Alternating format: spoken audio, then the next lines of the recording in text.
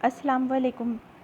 آج ہم 12ویں جماعت کا چھٹا سبق جس کا نام ہے استعماری کے خلاف ہندوستانی جدوجہد، یا آپ اسے نوآبادیات کے خلاف ہندوستانی جدوجہد بھی کہہ سکتے ہیں۔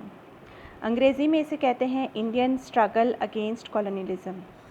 پچھلے کچھ اسباق میں ہم نے ہندوستان میں جو نوآبادیات آئیں ان کے متعلق معلومات حاصل کی تھی، تو انہی نوآبادیات سے متعلق ہمیں اس سبق میں معلومات حاصل کرنا ہے کہ ہندوستانیوں نے ان نوآبادیات کے خلاف کیا جدوجہد کی یا کس طرح بغاوت کی۔ تو اسے شروع کرنے سے پہلے ہمیں یہ جاننا ضروری ہے کہ اس کا پس منظر کیا تھا۔ یہ جو استعماریت کے خلاف ہندوستانی جدوجہد کرنا شروع کیے تو اس کا پس منظر کیا تھا۔ تو بچوں، 23 جون 1757 میں انگریزوں نے بنگال کے نواب سراج الدولہ کو جنگ پلاسی میں شکست دے دی اور بھارت میں برطانوی حکومت کی بنیاد ڈالی۔ اگلے 100 سالوں کے درمیان 1757 سے لے کر 1857 کے درمیان انگریزوں نے اپنا اقتدار وسیع کر لیا۔ 1818 میں انگریزوں نے مہاراشٹر پر قبضہ کر لیا اور ماؤنٹ اسٹیورٹ ایلفنسٹن کو یہاں کمشنر مقرر کر دیا۔ روایتی اور رسمی طریقوں کو بدلے بغیر انہوں نے اپنی بہترین انتظامیہ مہاراشٹر میں اور ہندوستان میں قائم کی۔ ایلفنسٹن نے زمین کی لگان کا نیا طریقہ رائج کیا جس کا نام تھا رعیت واری نظام، جس کی روح سے کسانوں اور دیگر عوام کو اپنی پیداوار کا 40% حصہ نقدی صورت میں حکومت کے خزانے میں جمع کروانا ہوتا تھا۔ انگریزوں کے خلاف مہاراشٹر میں اور ہندوستان میں بہت ساری بغاوتیں وقوع پذیر ہوئی، جن میں خاص طور سے خاندیش کے گونڈ قبیلے کی بغاوت اور ناگپور، ساتارا، کولہاپور اور ساونتواڑی کی غصب کی ہوئی ریاستوں کے راموشی، کولی اور بھیل عوام کی بغاوتیں اس میں شامل ہیں۔ ان بغاوتوں میں واسودیو بلونت پھڑکے اور 1857 میں کسانوں کی بغاوتیں خطرناک ثابت ہوئی ہیں۔ یہ تھا پس منظر جس کی وجہ سے بغاوتوں کا آغاز ہوا۔ اب ہمیں دیکھنا ہے کہ یہ جو بغاوتیں تھیں اس کے اسباب کیا تھے۔ انگریزوں کے خلاف ہندوستانی جو بغاوتیں کرنا چاہتے تھے اور جنہوں نے کرنا شروع کر دی تھی، اس کی وجوہات کیا تھیں۔ تو تقریباً 7 وجوہات ملی ہیں۔ سب سے پہلے تو یہ کہ انگریز ہندوستانی عوام کے لیے غیر ملکی تھے۔ ان کی زبان، ان کا کلچر، رسم و رواج، مذہب اور رسمیں مختلف تھیں۔ انگریز سیاسی قبضے کی وجہ سے انگریزوں نے وہ عظمت حاصل کر لی تھی جو ہندوستانیوں نے کھو دی تھی۔ انگریزوں کے خلاف ہندوستانیوں کے دلوں میں مایوسی اور نفرت کے جذبات پیدا ہو گئے تھے۔ دوسرا جو سبب تھا وہ یہ تھا کہ ایسٹ انڈیا کمپنی نے معاشی استحصال کی پالیسی اپنائی تھی، جس کے تحت انگریزوں نے بہت سارے ٹیکس نافذ کیے تھے۔ اس وجہ سے ہندوستانیوں کے دلوں میں بے چینی پیدا ہو گئی۔ تیسرا سبب، انگریزوں نے عیسائی مذہب کی تبلیغ کے لیے ہندوستان کی سماجی، مذہبی زندگی، رسم و رواج، طور طریقے، بت پرستی اور قدامت پرستی پر تنقیدیں شروع کر دیں۔ اس لیے عام ہندوستانیوں نے انگریزوں کے خلاف بغاوتیں کیں۔ چوتھا سبب، مراٹھا حکومت کے زوال کی وجہ سے اور انگریزوں کے ذریعے چھینی گئی سلطنتوں کے خاندان غصے سے بھرے تھے۔ ہندوستانی راموشی، بھیل اور کولی قبائل نے بغاوتیں کیں۔ پانچواں سبب تھا، راموشی، بھیل، کولی قبائل کے اپنی علیحدہ شناخت باقی رکھی تھی۔ انگریزوں نے اس شناخت کو مٹانے کی کوشش کی، جس کی وجہ سے انہوں نے بغاوت کر دی۔ چھٹا سبب، انگریزوں کی پالیسی ناانصافی پر مبنی تھی، جو غیر انسانی اور کچلنے والی تھی۔ واسودیو بلونت پھڑکے نے اس پالیسی کے خلاف بغاوت کی۔ اس کی بغاوت نے بہت سارے ہندوستانیوں کو متاثر کیا۔ ساتواں سبب تھا، قدرتی آفات، قحط، زمین کے لگان کی پالیسی اور قرض میں ڈوبنے کی وجہ سے کسانوں میں بے چینی پیدا ہو گئی، اور چونکہ حکمرانوں نے انہیں اور ان کی تکلیفوں کو نظر انداز کر دیا تھا، اس لیے ان کے سامنے انگریزوں کے خلاف سوائے بغاوت کے کوئی دوسرا راستہ نہیں بچا۔ یہ تمام اسباب کی بنا پر ہندوستانی عوام نے بغاوتیں کیں۔ شروعات میں انگریزوں اور راموشیوں کے درمیان تنازعات پیدا ہوئے۔ تو یہ تنازعات، یہ بغاوتیں کیا تھیں، اس سبق میں ہم پہلے پوائنٹ میں پڑھنے جا رہے ہیں۔ تو بچوں، اس سبق میں ہم تقریباً 9 پوائنٹس کا مطالعہ کرنے والے ہیں، جس میں سب سے پہلے ہے 1857 سے پہلے کی جدوجہد، دوسرا پوائنٹ ہے 1857 کی آزادی کی جدوجہد، تیسرا پوائنٹ ہے انڈین نیشنل کانگریس کی بنیاد کا پس منظر، چوتھا پوائنٹ ہے انڈین نیشنل کانگریس کے بانی، پانچواں پوائنٹ ہے اعتدال پسند اور انتہا پسند، چھٹا پوائنٹ ہے مسلح انقلابی ہندوستان میں، ساتواں پوائنٹ ہے مہاتما گاندھی عدم تشدد تحریک، آٹھواں پوائنٹ ہے آزاد ہند فوج، اور نواں پوائنٹ ہے ہندوستان چھوڑو تحریک 1942۔ اس سبق میں ہم استعماریت کے خلاف یعنی کہ نوآبادیات کے خلاف بھارتی جدوجہد کا مطالعہ کریں گے۔ آپ کی اسکرین پر جو نقشہ نظر آ رہا ہے یہ اس وقت کا ہے جب انگریزوں کا دور حکومت ہندوستان میں رہا ہے۔ اس وقت جب ہندوستان، پاکستان، بنگلہ دیش وغیرہ سب ایک ہی ملک مانے جاتے تھے، تو یہ وہ اس دور کا نقشہ یہاں پر موجود ہے۔ اور آپ کو جو یہ اورینج حصہ نظر آ رہا ہے یہ انگریزوں کا اقتدار یہاں پر قائم تھا، انگریزوں نے اپنی حکومت یہاں پر قائم کی ہوئی تھی۔ اس کے بعد یہ جو اگلا نقشہ آپ کو نظر آ رہا ہے یہ انگلینڈ کا ہے، انگلینڈ جسے یونائٹڈ کنگڈم بھی کہا جاتا ہے، برٹین بھی کہا جاتا ہے، برطانیہ بھی کہا جاتا ہے، انگلستان بھی کہا جاتا ہے، اور یہاں کے رہنے والوں کو برٹشرز یا پھر انگریز کہا جاتا ہے۔ تو یہ یہاں سے لوگ آئے تھے ہندوستان پر اپنی نوآبادیات قائم کرنے کے لیے۔ اب ہم اپنے سبق کے پہلے پوائنٹ کا آغاز کریں گے 1857 سے پہلے کی جدوجہد۔ تو 1857 سے پہلے ایسے کیا حالات تھے کہ جس کی وجہ سے جدوجہد 1857 جو کہ ہندوستان کی تاریخ میں پہلی جنگ آزادی کے طور پر مانا جاتا ہے، اس سے قبل ہی بغاوتیں شروع ہو گئی تھیں۔ تو یہ بغاوتیں جو تھیں یہ چھوٹے چھوٹے علاقوں میں اور چھوٹے چھوٹے قبائل نے شروع کی تھی۔ یہ کیسی بغاوت تھی، کیوں کی گئی تھی، اس سے متعلق ہم اس پوائنٹ میں پڑھیں گے۔ یہ جو آپ کو نظر آ رہا ہے یہ ایسٹ انڈیا کمپنی کا فلیگ ہے اور یہ ان کی خاص مہر ہے۔ یہ جو ایسٹ انڈیا کمپنی کا فلیگ ہے اسے کمپنی فلیگ کہا گیا ہے۔ اب ہم جو اگلی تصویر دیکھ رہے ہیں یہ ہے برٹش ایسٹ انڈیا کمپنی کی۔ برٹش ایسٹ انڈیا کمپنی نے 1818 میں خاندیش کا مکمل علاقے پر اپنا قبضہ حاصل کر لیا تھا۔ یہ ہے مہاراشٹر کا جو آپ کو ریڈ کلر کا حصہ نظر آ رہا ہے، یہ خاندیش کا ہے علاقہ۔ یہ خاندیش کے علاقے کے اندر پائے جانے والے چھوٹے چھوٹے سے جو علاقے ہیں یہ آپ کی اسکرین پر نظر آ رہے ہیں۔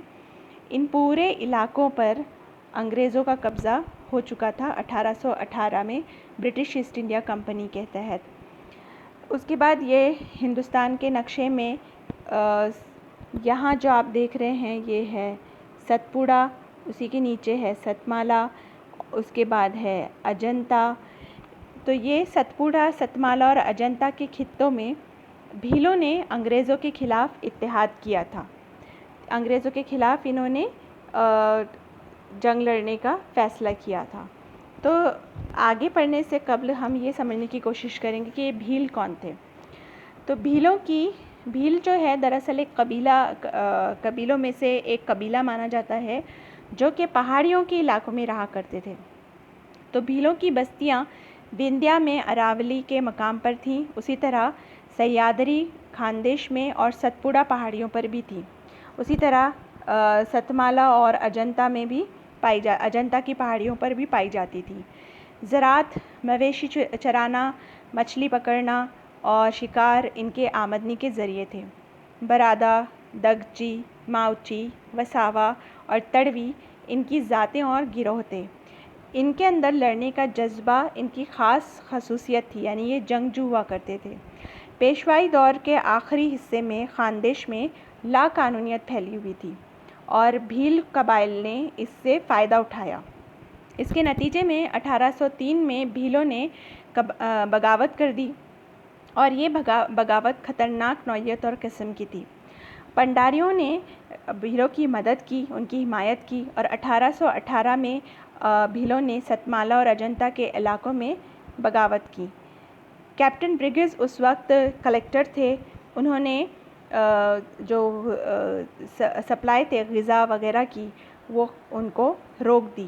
اس وجہ سے انہوں نے بڑے علاقے میں تباہی مچا دی، یہاں تک کہ کسانوں نے دیہات گاؤں چھوڑنے شروع کر دیے۔ انگریزوں نے بھیلوں کو کچلنے کی کوشش کی لیکن وہ اس میں ناکام رہے، اس لیے آخر کار انگریزوں کو ان بھیلوں کے قبائل سے سفارتی تعلقات بنانے کی پالیسی اپنانی پڑی۔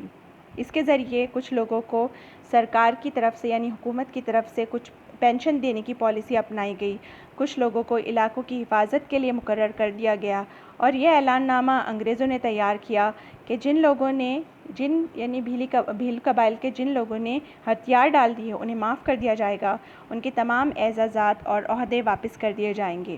مگر اس کا کوئی نتیجہ نہیں نکلا، بھیلوں نے اپنی بغاوت کو جاری رکھا۔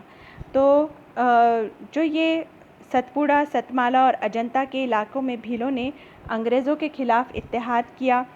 باجی راؤ، یہ جو ہے آپ کی اسکرین پر بھیلوں کے بارے میں ایک مختصر معلومات ہے۔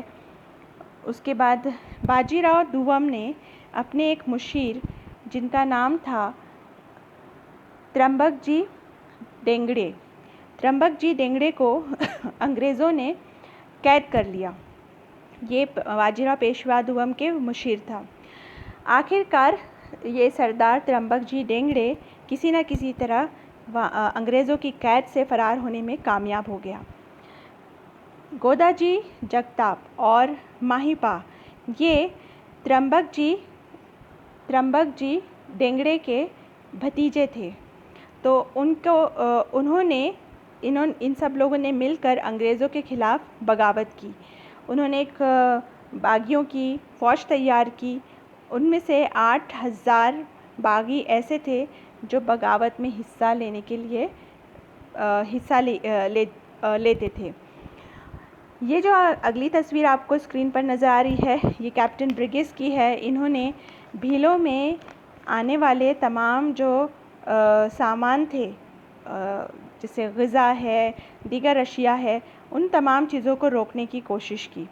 اسی دوران ماؤنٹ اسٹیورٹ ایلفنسٹن، یہ ایک برطانوی افسر تھے، انہوں نے بھیلوں کو پرسکون کرنے کی پالیسی اختیار کی۔ انہوں نے بھیلوں کو مسافروں کی حفاظت کے لیے بھرتی کر لیا، بھیلوں کو ملازمت اور پینشن کی پیشکش کی، تاہم بھیلوں کو کسی طرح سے کنٹرول کرنے کی پالیسی اختیار کی۔ میجر مورین، انہوں نے بھیلوں کو کوئی متبادل نہیں دیا، کوئی آپشن نہیں دیا، بلکہ انہیں ہتھیار ڈالنے کے لیے کہا، اور آخر کار انہیں ہتھیار ڈالنے پڑے۔ 1822 کے لگ بھگ ہریا بھیل کے قیادت میں ایک بغاوت ابھری۔ کیپٹن رابنسن نے اس بغاوت کو ہریا بھیل کی قیادت میں ہوئی بغاوت کو کچل دیا۔ بھیلوں کی ایک اور بغاوت جس میں ہزاروں بھیلوں نے حصہ لیا، لیفٹیننٹ اوٹرام نے کچل دیا، تاہم انہوں نے بھیلوں کے درمیان بھی قیام کیا، یعنی ان کے درمیان رہے وہ اور بھیلوں کا اعتماد جیت لیا۔ کیپٹن اوٹرام نے ان بھیلوں کو شہری زندگی کے مرکزی دھارے میں لانے کی کوششیں کی۔ انہوں نے عام معافی کا اعلان کیا، انہیں بھیلوں کو زمینی عطیے دیے گئے، زمیندار اور مہاجن کی طرف سے لیے گئے قرض، سود پر قرض جسے ٹگائی کہا جاتا تھا، زرعی قرض تھے وہ، اسے معاف کیے۔ ماضی میں جن بھیلوں سے جو جرائم ہوئے تھے انہیں معاف کر دیا، اور انہیں فوج میں بھرتی ہونے کے لیے کہا، اور فوج میں بھرتی اس لیے یہ کرنا چاہ رہے تھے تاکہ جو انگریزوں کے مخالف ہیں ان کو کمزور کرنے کے لیے اقدامات کر سکیں۔ تو اس طرح سے بھیلوں کو ایک زندگی کے نارمل سطح پر لانے کی کوشش کی۔ کیا آپ کو پتہ ہے پائکس کی ایک بغاوت ہوئی تھی؟ اب یہ پائکس کیا ہے؟ چونکہ وسطی دور میں، ہندوستان کے وسطی دور میں فوجیوں کو ملازمت دینے کا ایک نظام وجود میں آیا تھا، تو جس میں ایسے فوجی جو اپنے پاس ہتھیار رکھتے تھے، جو ہتھیاروں کے مالک ہوا کرتے تھے، انہیں پائکس کہا جاتا تھا، اور یہ ایسے فوجی تھے جو بادشاہ یا حکمرانوں کے بلانے پر فوراً جنگ لڑنے کے لیے تیار ہو جایا کرتے تھے۔ یہ جنگوں میں فوری طور پر حصہ لیتے تھے، جس کی بدلے میں بادشاہوں نے، حکمرانوں نے ایسے فوجیوں کو زمینوں کے ٹکڑے دیے ہوئے تھے تاکہ وہ وہاں پر مفت میں کھیتی باڑی کر سکیں، کاشتکاری کر سکیں اور اس طرح سے اپنی گزر بسر کر سکیں۔ جب یہ پائکس جنگ پر نہیں ہوتے تھے تو وہ زمین کی کاشتکاری کیا کرتے تھے۔ جب کوئی جنگ کا دور شروع ہوتا تو بادشاہ انہیں لڑنے کے لیے بلایا کرتے تھے، جنگ لڑنے کے لیے بلایا کرتے تھے اور وہ فوراً حاضر ہو جایا کرتے تھے۔ 1803 میں انگریزوں نے اڑیسہ میں ناگپور کے بھوسلے کی حکومت تھی، تو انگریزوں نے اس علاقے پر اپنا قبضہ حاصل کر لیا۔ ناگپور کے بھوسلے سے یہ اڑیسہ کا علاقہ حاصل کر لیا۔ یہ ناگپور کے بھوسلے میں سے ایک بھوسلے حکمراں کی تصویر ہے یہاں پر۔ انگریزوں نے پائکس سے کاشت کی جانے والی زمینوں کو، جو وہ نسلوں سے ان کے پاس موجود تھیں، یعنی کئی زمانے سے ان کے پاس موجود تھی، وہ زمینیں بھی اس پر قبضہ کر لیا، جس کی وجہ سے پائکس جو تھے وہ انگریزوں کے خلاف مشتعل ہو گئے۔ اس کے علاوہ انگریزوں نے نمک پر غیر ضروری ٹیکس لگا دیا، جس کی وجہ سے نمک، جو کہ ایک روزمرہ کی زندگی میں استعمال ہونے والی شے ہے، اس کے دام بڑھ گئے، اور اس صورتحال کی وجہ سے لوگ جو ہیں وہ اور پریشان ہو گئے، اور پائکس کی طرف سے مسلح بغاوت کی شروعات ہوئی۔ بخشی، جگبندھو ودیادھر، جن کی تصویر آپ اسکرین پر دیکھ رہے ہیں، وہ اس بغاوت کے علم بردار تھے۔ ہنسا جی نائک، یہ جو مہاراشٹر کا ناندیڑ کا علاقہ ہے، اس علاقے پر ان کی حکومت تھی، اور حیدرآباد کے علاقے پر نظام کی حکومت تھی۔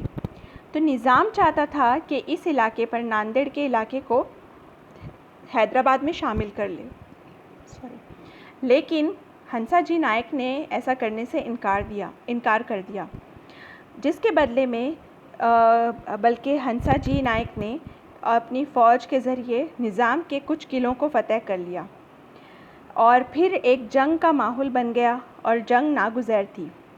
میجر پٹمین، کیپٹن یونیز، انہوں نے 400 فوجیوں کی ایک ریجمنٹ کے ساتھ کیپٹن ٹیلر نے اپنے تحفظ کے لیے نظام کی حکومت میں شمولیت اختیار کر لی، اور پھر یہ ہنسا جی نائک کی اور نظام کی حکومت کی جنگ تقریباً 25 روز تک جاری رہی۔ آخر کار ہنسا جی نائک کو شکست ہوئی۔ مہاراشٹر کے ضلع ستارا میں راموشی رہا کرتے تھے۔ راموشی ایک برادری تھی۔ یہ راموشی کون تھے، ان کے بارے میں تھوڑا سا ہم جان لیں گے۔ مہاراشٹر میں راموشیوں کی بستیاں قائم تھیں۔ یہ راموشی اپنے آپ کو رام ونشی، یعنی کہ رام کی نسل اور خاندان سے تعلق رکھنے والا کہتے تھے۔ کچھ مفکرین کا ماننا ہے کہ وہ رنونشی ہیں، یعنی جنگلوں میں رہنے والی نسل سے ہیں۔ وہ مضبوط، دراز قد اور متوازن تھے۔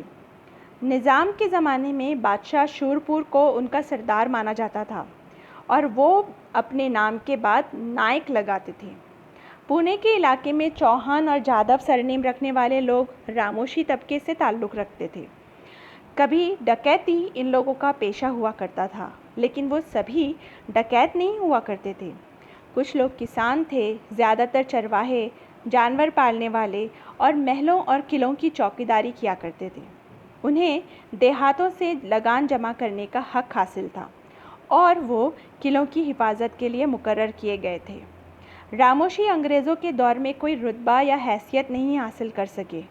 انہیں جو زمینیں عطا کی گئی تھیں وہ انگریزوں کے ذریعے ضبط کر لی گئی تھیں، اسی لیے انہوں نے ڈکیتی کرنا شروع کر دیا تھا۔ تو ضلع ستارا میں راموشی برادری نے چتر سنگھ کی قیادت میں بغاوت کی۔ یہ جو آپ کو علاقہ نظر آ رہا ہے، یہاں پہ راموشی پائے جاتے تھے۔ راموشی گروہوں کی سربراہی کرنے والے کپتان 2 افراد تھے، جن کا نام تھا سنتا جی نائک اور اما جی نائک۔ یہ دونوں نے पुणे से मुंबई में साहूकारों का ख़जाना और अंग्रेज़ों का ख़जाना जाना था। तो इन्होंने 1824 में उमाजी नायक ने भंबाट, जिसे आज हम पुणे का, ये मुंबई से पुणे जाना था और ये पुणे का इलाका है जिसे आज हम शिवाजी नगर कहते हैं, ये भंबाट उस वक्त कहा जाता था। तो अंग्रेज़ों के सरकारी ख़जाने पर इन्होंने कब्ज़ा कर लिया, यानी एक तरफ तो वो साहूकारों के ख़जाने को और अंग्रेज़ों के ख़जाने को इन्होंने ज़ब्त कर लिया। दोनों ने मिलकर अपनी सरगर्मियों से अंग्रेज़ों को बेचैन कर दिया था।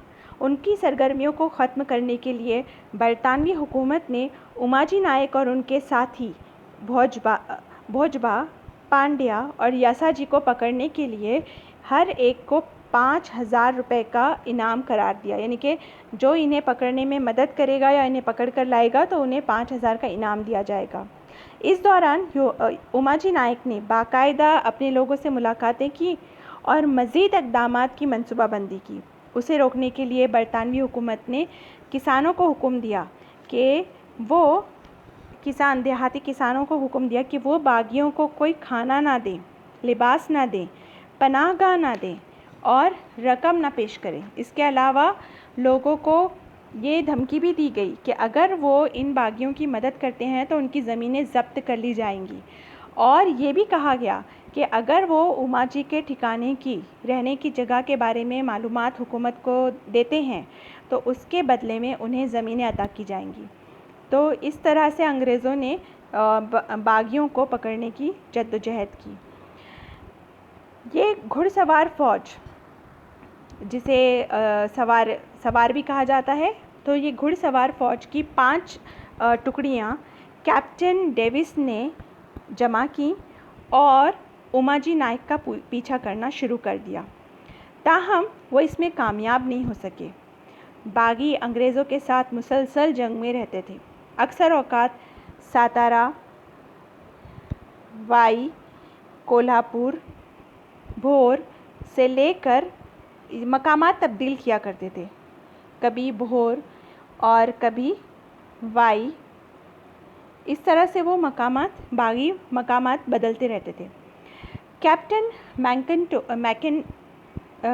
मैकिन्टोश, इन्होंने उमाजी नायक को गिरफ़्तार करने का काम संभाला। उन्होंने ज़िम्मेदारी उठाई। उमाजी नायक ने अपने साथियों को हुक्म दिया कि वो बरतानवी अफसरान को कत्ल कर दें। अंग्रेज़ों ने उमाजी नायक को आखिरकार भोर के करीब पकड़ लिया। यहाँ पर उन्हें गिरफ़्तार कर लिया गया। उमाजी को अदालत में पेश किया गया और फिर उन्हें सज़ाए मौत सुना दी गई और आगे चलकर उन्हें पुणे में फांसी की सज़ा दे दी गई। तो इस तरह से जो ये बागी थे, अंग्रेज़ों के ख़िलाफ़ बगावत कर रहे थे, तो उन्हें अंग्रेज़ों का इस किस्म से सामना पड़ा। उमाजी नायक ने अंग्रेज़ों के ख़िलाफ़ एक चार्टर जारी किया था और उस चार्टर में उन्होंने कहा था कि हमारे मुल्क में जहाँ भी यूरोपियों को अगर देखा गया है तो उनके सरकारी ओहदे की परवाह किए बगैर उन्हें गिरफ़्तार कर लेना चाहिए, कत्ल कर देना चाहिए। जो भी कामयाबी के साथ ये काम करेगा उसे नई हुकूमत यानी उमाजी की हुकूमत की तरफ से रकम, ज़मीनें और जागीरें बदले में दी जाएंगी। ये उन लोगों के लिए एक मौका है जो बरतानवी राज के तहत अपनी खोई हुई ज़मीनें, हकूक़ और जायदाद को दोबारा हासिल करने की ख्वाहिश रखते हैं। वो इस मौके से फ़ायदा उठा सकते हैं। बरतानवी फ़ौज ने हिंदुस्तानी फ़ौजियों को अपनी फ़ौज में भर्ती कर लिया है। सवार और पैदल सिपाही के तौर पर हिंदुस्तानी लोग जो हैं वो बरतानवी फ़ौज में काम करते थे। उन्हें बरतानवी फ़ौज में मुलाज़मत को छोड़ देना चाहिए। उन्हें अपने आला ओहदेदारान के अहकामात की तामील नहीं करनी चाहिए। अगर वो इन हिदायत पर अमल नहीं करेंगे तो नई हुकूमत उन्हें सज़ा देगी। यूरोपियों के बंगलों को आग लगा दें, सरकारी ख़जाने को लूट लें। जो कोई भी ऐसा करता है तो उसे बाकायदा इनाम के तौर पर वो रकम जो वो लूट कर हासिल करते हैं, हमला करके हासिल करते हैं ख़जाने से, तो रखने की इजाज़त हासिल है। उन्हें जमाशुदा रकम हुकूमत के ख़जाने में जमा करने की ज़रूरत नहीं है। ہر شخص کے لیے ہمارے احکامات کی تعمیل کرنا واجب ہے، وہ ہندو ہو یا مسلمان ہو۔ اب وقت آ گیا ہے کہ برطانوی حکومت کے خلاف بغاوت کی جائے اور وہ سچ ثابت ہو۔ تو اس طرح سے اماجی نائک نے انگریزوں کے خلاف یہ چارٹر جاری کیا تھا۔ اسی سے متاثر ہو کر 1828 میں فون ساوت تانڈل واڈیکر انہوں نے مہادیو گڑھ کا جو قلعہ ہے اس کے یہ انچارج تھے۔ تو قلعوں کے انچارج کو قلعے دار کہا جاتا ہے۔ تو انگریزوں کے خلاف انہوں نے بغاوت کر دی، فون ساوت تانڈل واڈیکر۔ انگریزوں نے ان کی بغاوت کو فوری طور پر کچل دیا۔ برطانوی پالیسیوں سے ہندوستانی عوام مشتعل تھی۔ ساونت واڑی جو کہ ایک شاہی ریاست تھی، تو اس کے اراکین نے مل کر انگریزوں کے خلاف بغاوت کی، لیکن ان کی حکومت میں ایک برطانوی مخبر تھا جس نے بہت کامیابی سے ان کی بغاوت کو، ساونت واڑی کی جو بغاوت تھی اسے کچل دیا۔ لیکن ساونت واڑی کے اراکین خاموش نہیں بیٹھے، انہوں نے دوبارہ انگریزوں کے خلاف بغاوت شروع کی۔ اس وقت تک انگریزوں نے اس علاقے میں فوجی قانون نافذ کر دیا تھا۔ کیپٹن آؤٹرم جو تھے انہوں نے مستقل طور پر بغاوت کو ختم کرنے میں کامیابی حاصل کی۔ کولہاپور ریاست میں قلعے کے رکھوالے ہوا کرتے تھے۔ کولہاپور کا علاقہ ہے جو آج مہاراشٹر میں ایک صوبہ ہے، تو یہاں پر قلعوں کی رکھوالی کے لیے جو لوگ ہوا کرتے تھے انہیں کہا جاتا تھا گٹکری۔ تو ایک گٹکری مراٹھا دور حکومت میں تنخواہ دار افسر ہوا کرتا تھا۔ برطانوی حکومت نے گٹکریوں کے اختیارات کو چھین لیا اور ان کی تنخواہوں کی ادائیگی کو روک دیا۔ اس فیصلے کی پہلی مزاحمت کولہاپور کے قریب سامن گڑھ میں اٹھائی گئی، یعنی پہلی بغاوت اس کے خلاف سامن گڑھ میں کی گئی۔ کیپٹن آؤٹرم اپنے پلٹن کے ساتھ گٹکری کو قابو میں لانے کے لیے پہنچا، تاہم پہلے حملے میں باغیوں نے پنہالہ پاون گڑھ اور وشال گڑھ اس کا چارج لینے میں کامیاب ہو گئے باغی۔ بعد میں کیپٹن آؤٹرم نے مدراس سے مزید پلٹنوں کو بلایا، مزید فوج کو بلایا اور گٹکریوں کو ہتھیار ڈالنے پر مجبور کر دیا۔ اس طرح سے یہ بغاوت جو تھی وہ یہیں پر ختم ہو گئی۔ تو اس طرح سے ہم نے آج پہلا پوائنٹ پڑھ لیا ہے جس کا نام ہے 1857 سے پہلے کی جدوجہد۔ تو 1857 جو ہندوستان کی تاریخ میں پہلی جنگ آزادی مانی جاتی ہے، اس سے شروع ہونے سے قبل ہی لوگوں نے بغاوت کرنا شروع کر دیا تھا۔ تو اس سے متعلق ہم نے معلومات حاصل کر لی، اس کا پس منظر، اس کی وجوہات دیکھ لیں۔ تو آپ نے اس لیکچر کو بغور سننے کے بعد ہمارے چینل کو سبسکرائب کرنا ہے۔ سبسکرائب کرنے کے بعد آپ کو جو نیو لیکچرز ہیں اس کی اپڈیٹس ملتی رہیں گی۔ اس کے علاوہ آپ کو PDF فائل جو ہم نے سینڈ کی ہے واٹس ایپ گروپ پر، وہاں سے آپ نے کویشچن آنسرز کو کمپلیٹ کرنا ہے۔ Thank you.